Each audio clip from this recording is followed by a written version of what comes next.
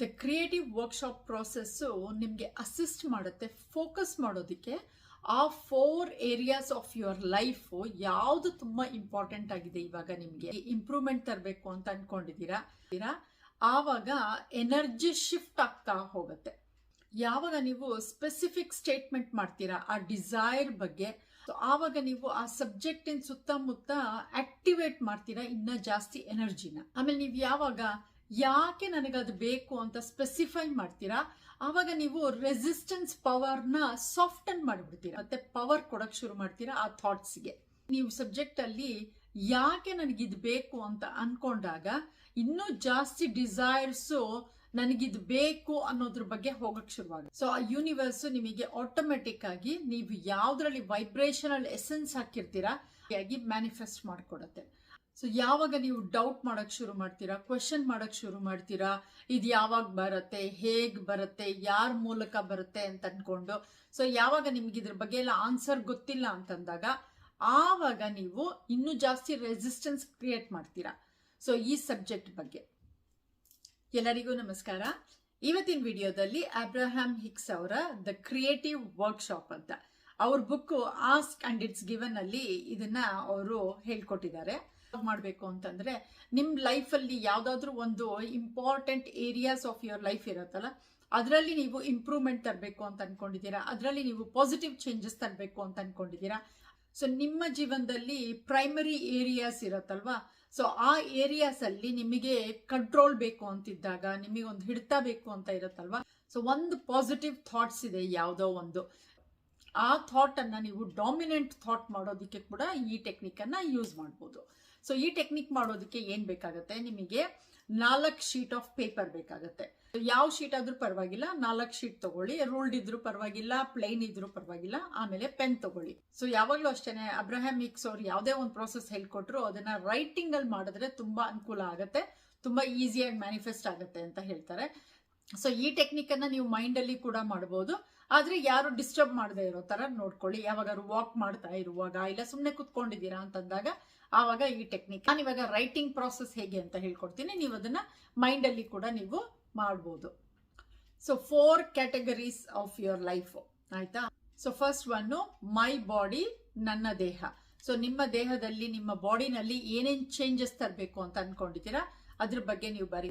My home, ನನ್ನ ಮನೆ ಅಂತ ಬರೀತೀರಾ. ಸೊ ಅದರಲ್ಲಿ ಏನೇನೋ ಚೇಂಜಸ್ ತರಬೇಕು ಅಂತ ಅನ್ಕೊಂಡಿದ್ದೀರಾ, ಸೊ ಅದ್ರ ಬಗ್ಗೆ ಬರೆಯೋದು.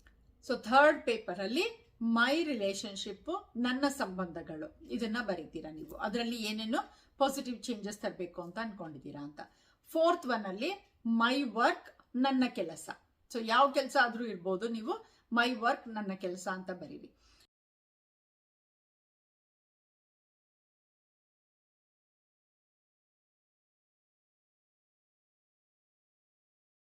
ಫಸ್ಟ್ ಒನ್ ನಾವು ಮೈ ಬಾಡಿ, ನನ್ನ ದೇಹದ ಬಗ್ಗೆ ಆ ಕ್ಯಾಟಗರಿಯಲ್ಲಿ ಏನೇನ್ ಬರೀಬಹುದು ಅಂತ ನೋಡೋಣ. ಸೊ ಅಕಸ್ಮಾತ್ ನಿಮ್ಗೆ ಏನು ಹೊಳಿತಾ ಇಲ್ಲ ಅಂತಂದ್ರೆ ತುಂಬಾ ತಲೆ ಕೆಡ್ಸ್ಕೊಳಕ್ ಹೋಗ್ಬೇಡಿ. ಯಾವಾಗ ಹೊಳಿಯತ್ತೋ ಆವಾಗ ಕೂಡ ಬರೀಬಹುದು. ಆಮೇಲೆ ನೆಕ್ಸ್ಟ್ ಪೇಜ್ಗೆ ಹೋಗಿ ನೀವು. ಸೊ ಫಸ್ಟ್ ಮೈ ಬಾಡಿನೇ ಸ್ಟಾರ್ಟ್ ಮಾಡ್ಬೇಕು ಅಂತಿಲ್ಲ, ನಾನು ಎಕ್ಸಾಂಪಲ್ ಹೇಳ್ತಾ ಹೋಗ್ತೀನಿ. ಸೊ ನಿಮಗೆ ಅದು ಇಂಟ್ರೆಸ್ಟ್ ಆಯ್ತು ಅಂತಂದ್ರೆ ನೀವು ಅದೇ ತರನೇ ಕಂಟಿನ್ಯೂ ಮಾಡ್ಬೋದು. ಸೊ ಇವಾಗ ಮೈ ಬಾಡಿ ಬೇಡ, ಮೈ ರಿಲೇಶನ್ಶಿಪ್ ಮಾಡ್ತೀನಿ ಅಂತಂದ್ರೆ ದಟ್ ಈಸ್ ಆಲ್ಸೋ ಓಕೆ. ಇವಾಗ ನಾನು ಮೈ ರಿಲೇಶನ್ಶಿಪ್ ಮಾಡಲ್ಲ, ಮೈ ಹೋಮ್ ಮಾಡ್ತೀನಿ ಅಂತಂದ್ರೆ ದಟ್ಸ್ ಆಲ್ಸೋ ಫೈನ್. ಸೊ ನಿಮಗೆ ಯಾವ್ದು ಇಷ್ಟ ಆಗುತ್ತೆ ಆ ಕ್ಯಾಟಗರಿನ ಫಸ್ಟ್ ತಗೊಳ್ಳಿ. ಸೊ ನಾನಿವಾಗ ಒಂದೊಂದೇ ಕ್ಯಾಟಗರಿ ಹೇಳ್ತಾ ಹೋಗ್ತೀನಿ. ಸೊ ಮೈ ಬಾಡಿ, ನನ್ನ ದೇಹ, ಅದರಲ್ಲಿ ಏನೇನ್ ಚೇಂಜಸ್ ತರಬೇಕು ಅಂತ. ಸೊ ಇವಾಗ ಏನ್ ಮಾಡ್ತೀರಾ, ನೀವು ಫಸ್ಟ್ ಒಂದು ಸಣ್ಣ ಲಿಸ್ಟ್ ಮಾಡ್ತೀರಾ, ನಿಮ್ಮ ಬಾಡಿನಲ್ಲಿ ಏನೇನ್ ಚೇಂಜಸ್ ತರಬೇಕು ಅಂತ ಅನ್ಕೊಂಡಿದ್ದೀರಾ. So for example, I want to return to my ideal weight. ನಾನು ಇಷ್ಟು ವೆಯ್ಟ್ ಆಗ್ಬೇಕು ಅಂತ ಅನ್ಕೊಂಡಿದ್ದೀನಿ.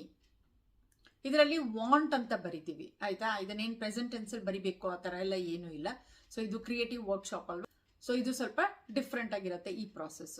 So I want to return to my ideal weight ಅಂತ ಬರಿಬಹುದು. ಸೊ ನಾನು ನನ್ನ ಐಡಿಯಲ್ ವೆಯ್ಟ್ ಇಷ್ಟು, ಇವಾಗ 60 ಕಿಲೋಸ್ ಆಗ್ಬೇಕು ಅಂತಿದ್ರೆ 60 ಕಿಲೋಸ್ ಇರಬೇಕು ಅಂತ ಅನ್ಕೊಂಡಿದೀನಿ ಅಂತ. I want to get a great hair cut ಅಂತ, ತುಂಬಾ ಚೆನ್ನಾಗಿರೋ ನಂಗೊಂದು ಹೇರ್ ಕಟ್ ಬೇಕಾಗಿದೆ ಅಂತ. ಸೊ ಇದೆಲ್ಲ ಬಾಡಿನಲ್ಲಿ ಚೇಂಜಸ್ ಅಲ್ಲ. I want to find some wonderful new clothes ಅಂತ, ನನಗೆ ತುಂಬಾ ಚೆನ್ನಾಗಿರೋ ವಂಡರ್ಫುಲ್ ಆಗಿರೋ ಹೊಸ ಬಟ್ಟೆಗಳು ಬೇಕು. I want to feel strong and fit, ನಾನು ತುಂಬಾ ಸ್ಟ್ರಾಂಗ್ ಮತ್ತೆ ಫಿಟ್ ಆಗಿರ್ಬೇಕು ಅಂತ. ಸೊ ಇದೆಲ್ಲ ನಿಮ್ಮ ಬಾಡಿನಲ್ಲಿ ಚೇಂಜಸ್ ಆಗ್ಬೇಕು ಅಂತಿದ್ದಾಗ, ಇದೆಲ್ಲ ಬರೀ ಎಕ್ಸಾಂಪಲ್ಸ್. ನಿಮ್ಮ ರಿಕ್ವೈರ್ಮೆಂಟ್ ಪ್ರಕಾರ ನೀವೇನ್ ಚೇಂಜಸ್ ತರಬೇಕು ಅಂತ ಅನ್ಕೊಂಡಿದ್ದೀರಾ, ಸೊ ಅದನ್ನ ಬರೆದ್ರೆ ಆಯ್ತು. ಸೊ ಫಸ್ಟ್ ಇವಾಗ ಈ ಲಿಸ್ಟ್ ಮಾಡಿದ್ದೀರಾ ಅಲ್ವಾ, 4 ಪಾಯಿಂಟ್ಸ್ ಬರ್ತಿದ್ದೀರಾ ನೀವು. ಸೊ ಇವಾಗ ನೀವೇನ್ ಮಾಡ್ತೀರಾ, ಒಂದ್ ಸ್ಟೇಟ್ಮೆಂಟ್ ಕೂಡ ಅದ್ರ ಮೇಲೆ ಫೋಕಸ್ ಮಾಡಿಬಿಟ್ಟು ಯಾಕೆ ನಿಮಗೆ ಇದು ಬೇಕಾಗಿದೆ ಅಂತ ಬರೀತೀರಾ. I want to return to my ideal weight ಅಂತ. ಸೊ ಇದು ನಿಮ್ಮ ಫಸ್ಟ್ ಸ್ಟೇಟ್ಮೆಂಟ್ ಆಗಿರುತ್ತೆ ಅಂತಂದ್ರೆ ವೈ ಅನ್ನೋದು ಇವಾಗ next question. Because I will feel best when I am at that weight ಅಂತ. ಸೊ ನಾನು ಬೆಸ್ಟ್ ಆಗಿ ಫೀಲ್ ಮಾಡ್ತೀನಿ ಆ ಐಡಿಯಲ್ ವೇಟ್ ಇದ್ದಾಗ. Because I be able to wear some of my favourite clothes ಅಂತ. ಸೊ ಯಾಕೆ ಅಂತಂದ್ರೆ ನನ್ನ ಫೇವ್ರೆಟ್ ಕ್ಲೋತ್ಸ್ ಇದೆ ಅಲ್ವಾ, ಅದನ್ನೆಲ್ಲ ನಾನು ಹಾಕೊಳ್ಬಹುದು ತಿರ್ಗಾ. Because it will be fun to shop for a new wardrobe ಅಂತ. ಯಾಕಂದ್ರೆ ತುಂಬಾ ಖುಷಿ ಆಗುತ್ತೆ ನನಗೆ ಹೊಸ ಹೊಸ ಬಟ್ಟೆಗಳನ್ನ ತಗೊಳ್ಳೋದಿಕ್ಕೆ ಅಂತ. I want to get a great hair cut ಅಂತ. ಅದು ನಿಮ್ಮ ಸೆಕೆಂಡ್ ಸ್ಟೇಟ್ಮೆಂಟ್ ಅಲ್ವಾ. ಸೊ ಅದು ಯಾಕೆ ಬೇಕಾಗಿದೆ ಅನ್ನೋದಕ್ಕೆ ನೀವು ರೀಸನ್ಸ್ ಬರೀತೀರಾ ಇವಾಗ. Because I want to look good ಅಂತ. ಯಾಕಂದ್ರೆ ನಾನು ತುಂಬಾ ಚೆನ್ನಾಗಿ ಕಾಣ್ಬೇಕು ಅಂತ. Because a great hair cut is easy to manage ಅಂತ. ಯಾಕಂದ್ರೆ ಚೆನ್ನಾಗಿರೋ ಹೇರ್ ಕಟ್ ಇತ್ತು ಅಂತಂದ್ರೆ ಈಸಿ ಆಗುತ್ತೆ ನಂಗೆ ಮ್ಯಾನೇಜ್ ಮಾಡೋದಿಕ್ಕೆ. ಯಾವಾಗ ನನ್ಗೆ ಹೇರ್ ಕಟ್ ತುಂಬಾ ಚೆನ್ನಾಗಿರುತ್ತೆ ಆವಾಗ ನಾನು ಈಸಿಯಾಗಿ ತುಂಬಾ ಚೆನ್ನಾಗಿ ಕಾಣ್ತೀನಿ. ಸೊ ಈ ಫಸ್ಟ್ ಕ್ಯಾಟಗರಿ ಆದ್ಮೇಲೆ ನೆಕ್ಸ್ಟ್ ಇವಾಗ ಇನ್ನ 3 ಕ್ಯಾಟಗರಿ ಇದೆ. So my home, my relationship, my work, ಅದ್ರ ಬಗ್ಗೆ ಕಾನ್ಸಂಟ್ರೇಟ್ ಮಾಡೋಣ ಇವಾಗ. ಸೊ ಹೋಮ್ ಅಂತ ಅನ್ಕೊಂಡಿದ ತಕ್ಷಣ ಈಸಿಯಾಗಿ ನಿಮ್ ಮೈಂಡಿಗೆ ಇಮಿಡಿಯೇಟ್ ಆಗಿ ಏನ್ ಬರುತ್ತೆ ಅದ್ರದ್ದು ಮಾತ್ರ ಲಿಸ್ಟ್ ಅಲ್ಲಿ ಬರೀರಿ ನೀವು, ಆಯ್ತಾ. ತುಂಬಾ ಜಾಸ್ತಿ ತಲೆ ಕೆಡಿಸ್ಕೊಳಕ್ ಹೋಗ್ಬೇಡಿ, ಈಸಿ ಅಂಡ್ ಸಿಂಪಲ್ ಆಗಿಡಿ. ಹೋಮ್ ಅಂದಿದ ತಕ್ಷಣ ಏನು, ಒಂದು ಚೆನ್ನಾಗಿರೋ ಬ್ರೈಟ್ ಆಗಿರೋ ಒಂದು ಕ್ಲೀನ್ ಆಗಿರೋ ಮನೆ ಇರಬೇಕು. ಆದ್ರೆ ನಿಮಗೆ ನಿಮ್ಮ ಮನೆ ಅಂಡರ್ ದ್ಯಾಟ್ ಅಲ್ಲಿ ನಿಮಗೆ ಏನೇನ್ ಬೇಕು ಅಂತ, ಏನೇನ್ ಚೇಂಜಸ್ ತರಬೇಕು ಅಂತ ಅನ್ಕೊಂಡಿದ್ದೀರಾ, ಸೊ ಅದನ್ನೆಲ್ಲ ಬರಿಬಹುದು. ಇದೆಲ್ಲ ಬರೀ ಎಕ್ಸಾಂಪಲ್ಸ್ ಅಷ್ಟೇನೆ. ಇವಾಗ ನೆಕ್ಸ್ಟ್ ಒಂದ್ ಸಣ್ಣ ಲಿಸ್ಟ್ ಬರೀರಿ ರಿಲೇಶನ್ಶಿಪ್ ಬಗ್ಗೆ. ಮೈ ರಿಲೇಶನ್ಶಿಪ್ ಏನಾಗ್ಬೇಕು ಅಂತ ಅನ್ಕೊಂಡಿದ್ದೀರಾ. ಸೊ ಹೀಗೆ ಒಂದೊಂದು ಏರಿಯಾಸಿಗೂ ಕೂಡ ನೀವು ಏನೇನ್ ಬರ್ದಿದ್ದೀರಾ ಅದಕ್ಕೆಲ್ಲನೂ ನೀವು ಯಾಕೆ ಅನ್ನೋದನ್ನ ಬರಿತಾ ಹೋಗಿ ನಿಮ್ಮ ಇಂಟ್ರೆಸ್ಟ್ ಅಲ್ಲಿ. ಇವಾಗ ನೆಕ್ಸ್ಟ್ ವರ್ಕ್ ರಿಲೇಟೆಡ್ ಕ್ಯಾಟಗರಿ ತಗೊಂಡ. ಸೊ ಈ ಆಕ್ಟಿವಿಟಿನ ನೀವು ಸ್ಟಾರ್ಟ್ ಮಾಡಿದಾಗ ನೀವು ಒನ್ಸ್ ಅ ವೀಕ್ ಮಾಡಕ್ ಶುರು. ಆವಾಗ ವಾರಕ್ಕೆ 1 ದಿನ, 1 ತಿಂಗಳು ಅಥವಾ 2 ತಿಂಗಳು ಮಾಡಿ.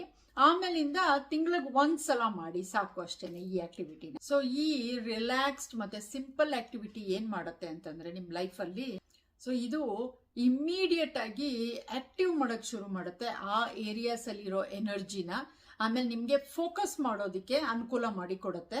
ಆವಾಗ ನೀವು ಎವಿಡೆನ್ಸ್ ನೋಡಕ್ ಶುರು ಮಾಡ್ತೀರಾ, ಹೇಗೆ ಆ ಏರಿಯಾಸ್ ಆಫ್ ಯುವರ್ ಲೈಫ್ ಹೇಗೆ ಚೇಂಜಸ್ ಆಗ್ತಾ ಹೋಗುತ್ತೆ ಅಂತ.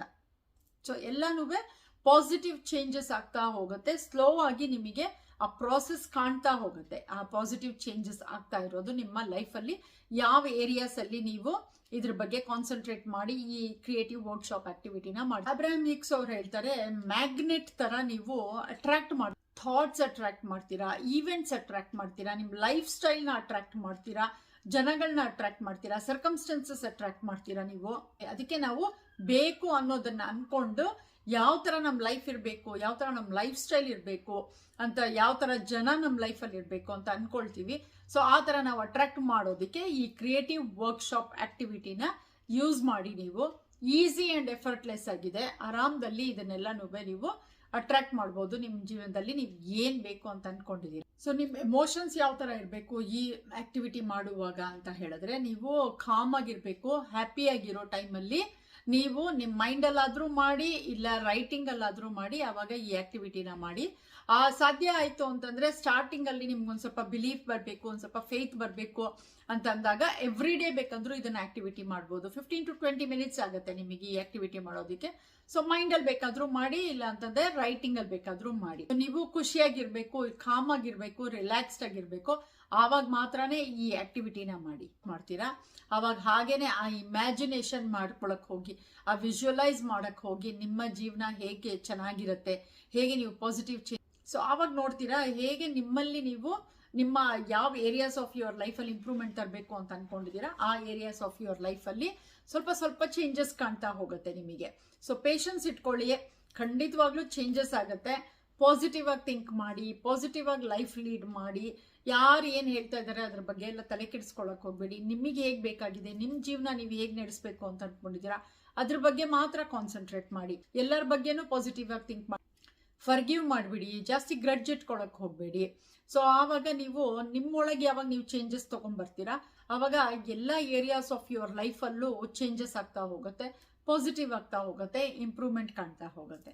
ಸೊ ಹೋಪ್ಫುಲಿ ನಿಮ್ಮೆಲ್ಲರಿಗೂ ಈ ವಿಡಿಯೋ ಇಷ್ಟ ಆಗಿದೆ ಅಂತ ಅನ್ಕೊಳ್ತೀನಿ. ಇಷ್ಟ ಆಗಿದ್ರೆ ಸಬ್ಸ್ಕ್ರೈಬ್ ಮಾಡಿ, ಲೈಕ್ ಮಾಡಿ, ಕಾಮೆಂಟ್ ಮಾಡಿ, ಶೇರ್ ಮಾಡಿ ನಿಮ್ಮ ಫ್ರೆಂಡ್ಸ್ ಮತ್ತೆ ಫ್ಯಾಮಿಲಿಯವ್ರ ಜೊತೆಗೆ. Thank you so very much for watching.